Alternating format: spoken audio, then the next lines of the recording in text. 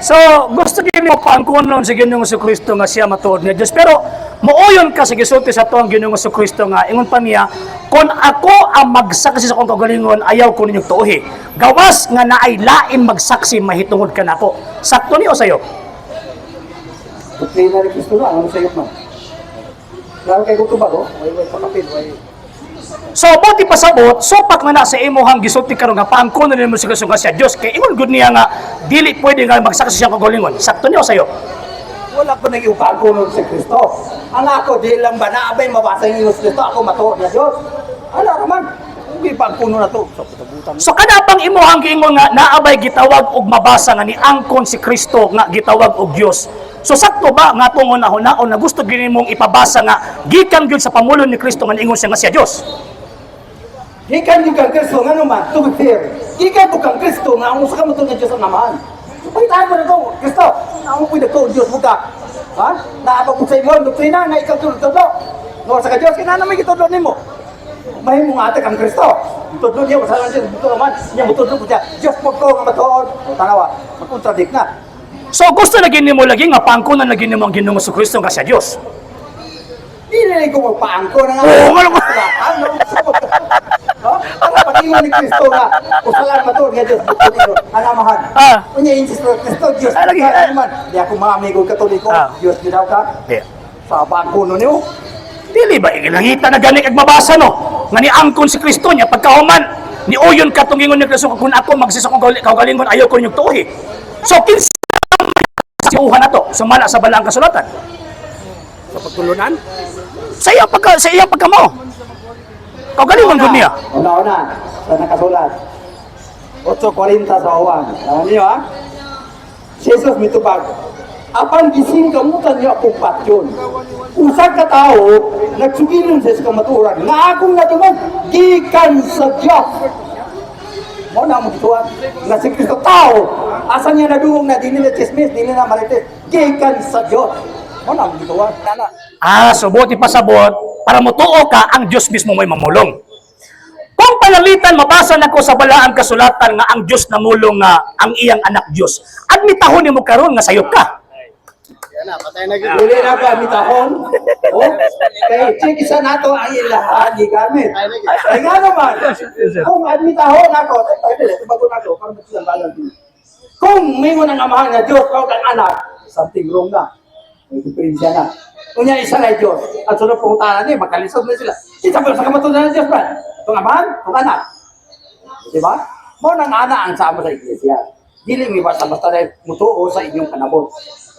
Unya na lang problemahan ng tawag ining usaban na amahan ug ang anak dili. Ako pangutana ba ingon magkakupon ang Dios ang mamulong. Motuog mo uyon ka. Kung pananglitan na ako'y mabasa na ang amahan mismo, ang Dios mismo namulong nga ang iyang anak Dios, admitahon nimong nasayop ka. Dili ko mutuo ba? Una-una, ha? Makontra mismo sa Diyos. Kung matod sa Diyos, ako lamang Diyos, Diyos ka na ako. Wala ko na ilang lain. Kaputan ng asita. Diyos mo lang din yung amat. Diyos. Hindi na makakabita. So, buti pasabot, kung ang Diyos may pamulong sumala sa balang kasulatan, dili ka mo yun. Dipindi lagi.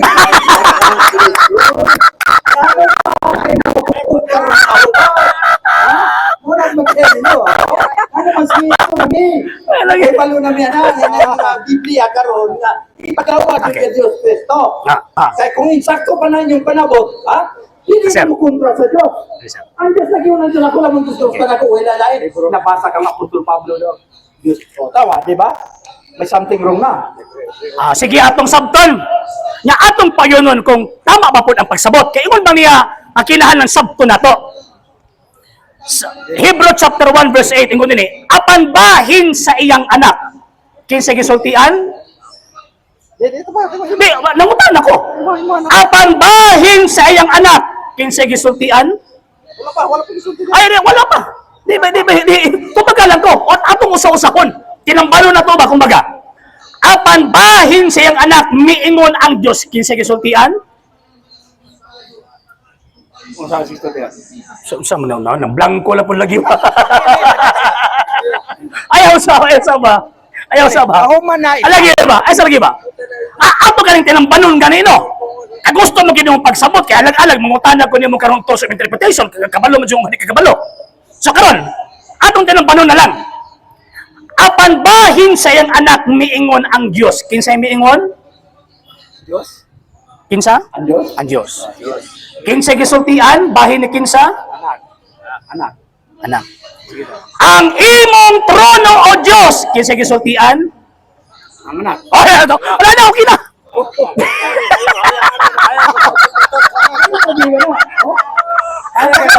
Ayaw ka sa itong toto. Okay na sir, okay na sir. Ayaw, okay na. Thank you, thank you, thank you. Thank you, thank you, thank you. May tanong ka anak sa ligo. Ang imong trono ko. Oh, Diyos! Anak sa ligon. Oh, Wala naman na. Isa. Pinakasita sa sige. Oh, yun. Oh, yun. Oh, yun. Sa hindi pa po nakapag-follow sa mga pages po natin, i-follow nyo po yung mga pages po natin, RJ Horolanciano II, TV Apolia Punto Argumento page, Kuya Apologies TV page, and RJ's Vlog 2022. And pwede rin po kayo mag-send po dyan ng Facebook stars. And also, sa ating po mga channels, sa hindi po nakapag-subscribe, i-subscribe po ninyo yung mga channels natin, The Lay Catholic, Apologies International Official, RJ Sanado II TV, Kuya Apologies TV, and Barrio Kawayan Religious Forum. And pwede rin po kayo mag-send po dyan ng super sticker, super chats, and super thanks. And maraming salamat po sa mga kapatid at mga Katoliko na always pong tumutulong sa programa po natin. Maraming salamat po. Nang dahil po sa tulong at suporta po ninyo, ang programa pong ito, until now, andito pa rin po sa social media. And until now din po, nangangailangan pa rin po tayo sa tulong at suporta po ninyo dahil wala po kayong magagawa rito mga sir, mga ma'am, kung wala po yung tulong at suporta po ninyo. Sa gusto pong tumulong, sa gusto pong sumuporta, pwede po ninyong ipadala ang tulong at suporta po ninyo sa pamamagitan po ng ating mga account numbers dyan po sa ating pong screen. And pwede nyo po kaming i-message sa ating pong page kung via remittance po yung papadala po ninyo. Maraming salamat po in advance.